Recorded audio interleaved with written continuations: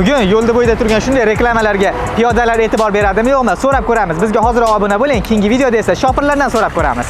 Yo'lda bo'yida ko'rgandirsizlar, bunaqangi bannerlar bo'ladi-yu.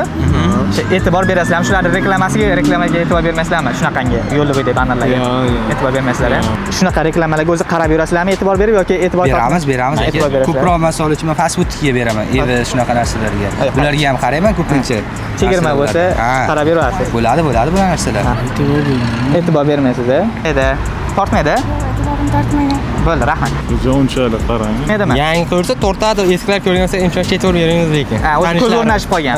Bo'ldi, aka, rahmat. E'tibor beramiz chunki bandaj joylashtiramiz o'zimiz. O'zingiz joylashtirasiz? Rahmat katta aka. Tortadi. Qarab yurasiz-a? Yo'llarda, mashinada ham ko'z tushadi. Bilmadim endi aka. E'tibor bermaysiz ekansiz. Yo'q. E'tibor beramiz. E'tibor berasizlar-a? Yo, e'tibor beraman, chunki o'zim shahar hokimligida aynan reklamalarning tili bo'yicha shug'ullanaman. Reklama to'g'risidagi qonunida reklama tili o'zbek tilida, ya'ni davlat tilida bo'lishi shartligi belgilab qo'yilgan. Shuning uchun billbordlardagi reklamalar bilan albatta tanishaman. Qarab yurasiz. Qarab yuraman. Marketing sohasiga oid shunaqangi tadqiqotlar va qiziqarli videolar o'tkazib bormaslik uchun hoziroq menga obuna bo'ling.